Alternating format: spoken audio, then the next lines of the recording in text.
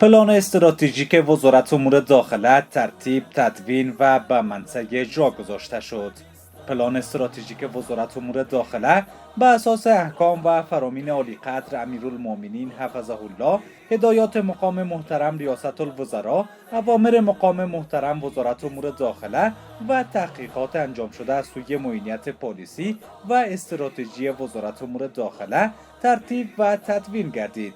پلان استراتژی وزارت امور داخله برای 4 سال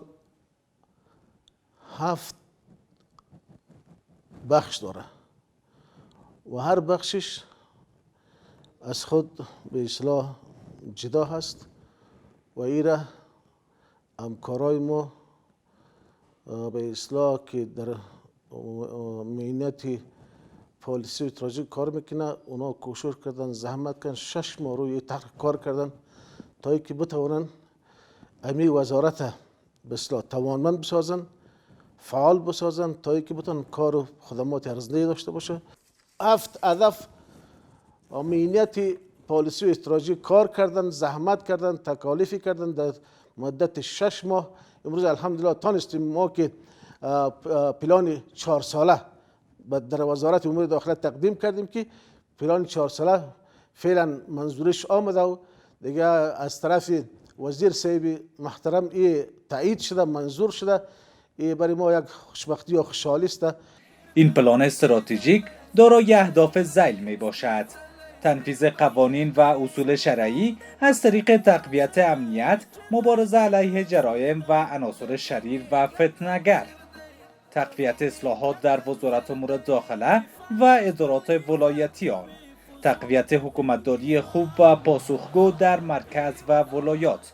بهبود ارائه خدمات مشخص عامه و افزایش اعتماد مردم به پلیس، تقویت فعالیت‌های فرهنگی، رسانه‌ای، بازداری از ارزش‌های جهاد و توسعه ارتباطات، بهبود سیستم‌های پلانگذاری، پالیسی سازی، نظارت و ارزیابی، بودجه بندی و تحقیقات علمی در وزارت امور داخله و ادارات ولایتی آن، ارائه خدمات مناسب برای منصوبین وزارت امور داخله. د کورنیو چارو وزارت هغه ارګان دی چې هغه تر ټولو قوي اجرایوي ارګان دی. د قوانینو تطبیق او نفاذ چې دی دا د کورنیو چارو وزارت دنده وي. نو د افغانستان د کورنیو چارو وزارت هم دلته په ټول هیواد کې د امنیت د ټینګښت او د جرمونو په وړاندې د مبارزې او په ټول هیواد کې مثلا د سولې د راوستلو، په ټول هیواد کې د اسلامي شریعت د قوانینو د تطبیق لومړی مرجع او لومړی یوازینی مسؤل دی. نو د خلیفه صاحب په هدایت باندې د هغوی په امر باندې موږ معینیت پالیسي او ستراتیژي چې دلته د کورنیو چارو وزارت په وزارت کې د قوانینو یا مثلا د لوایحو د طرزالعملونو د ستراتیژیو د جوړولو مرجع ده. نو د دې ترڅنګ موږ اول قدم کې د طرزالعملونو نه بعد چې تقریبا موږ د 50 شاوخوا کې دلته په مختلفو برخو دپاره یا د مختلفو ادارو دپاره طرزالعملونه جوړ شوي دي. نو په هغې ترڅنګ دغه د پلان استراتیژیک باندې هم کار شروع شو چې لله الحمد دغه د 1 کال په موده کې د پلان استراتیژیک دغه سند چې دی دا مکمل شو او د مختلفو ادارو چې دلته مطلب څومره قدمې دي، 5 معاونیتونه دي، یو لومړی معاونیت دی، مستقل ریاستونه دي. د دې ټولو سره په هماهنګۍ باندې مطلب د هغوی ټولو هغه نیازمندۍ د هغوی په پام کې ونیول شولې. د هغوی ټولو نه مطلب د 4 کالو دپاره پلانونه وغوښتل شول، د هغوی راتلونکي باندې وغږېدو ورسره. بیا د هغوی د ټولو معلوماتو، د هغوی د مشورو، د هغوی د وړاندیزونو په رڼا کې موږ دغه 4 کلن پلان استراتیژیک چې دی دغه سند هم تیار کړ. بالاخره دغه سند د وزارت د مقام د رهبرۍ د خوا نه منظور شو، د خلیفه صاحب د خوا نه لاسلیک شو چې اوس مثلا د کورنیو چارو وزارت ټولو قدمو ته چې یو لومړی معاونیت دی او 5 معاونیتونه دي او خپلواک ریاستونه دي. بیا موږ محلي حکومتولي د ډېره لویه پراخه امنیه قمندانۍ دي، ولایتونه دي چې دا ټول په بر کې نیسي، هغوی ته تکثیریږي. د دې نه بعد به د کورنیو چارو وزارت ټولې قدمې چې دي یو کلن پلانونه جوړوي. کلني پلانونه به د پلان استراتیژیک مطابق جوړیږي او ان شاء الله موږ امید لرو چې د دې پلان په تطبیق سره به 4 کاله بعد به کورنیو چارو وزارت ان شاء الله یو داسې بنسټ او داسې ارګان وي چې هغه به د خلکو دپاره د اعتماد او د باور وړ وي.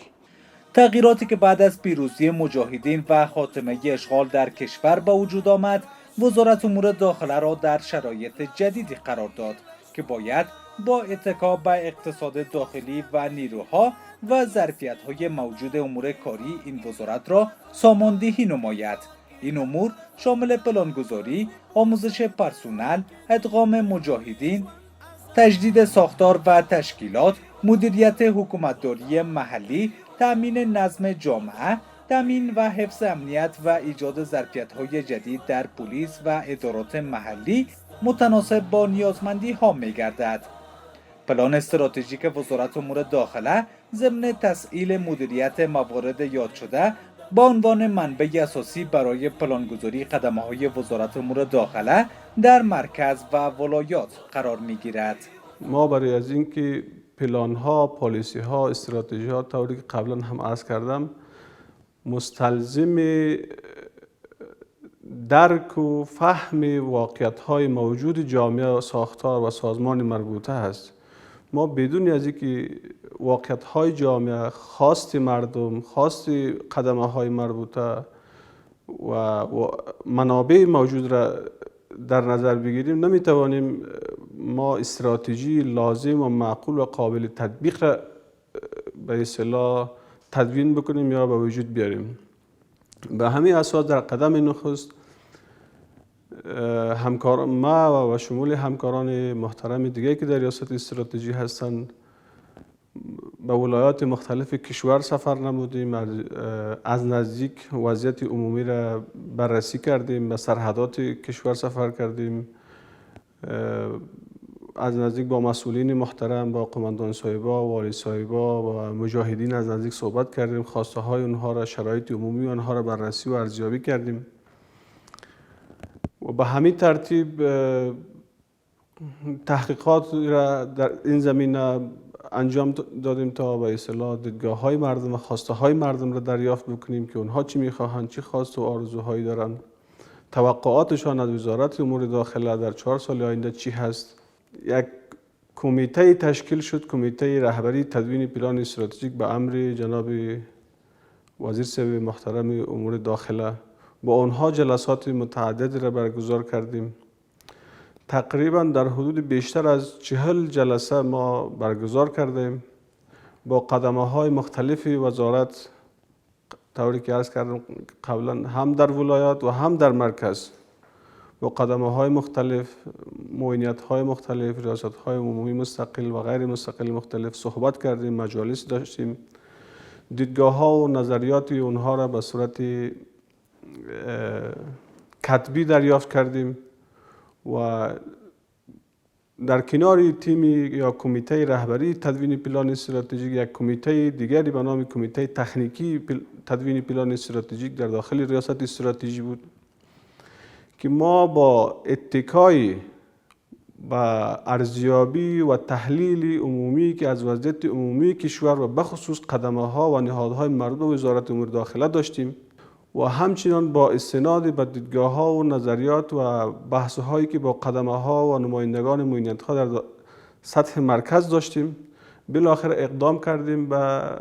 پس از جمع‌آوری دیدگاه‌ها و نظریات و تحلیل آنها اقدام کردیم به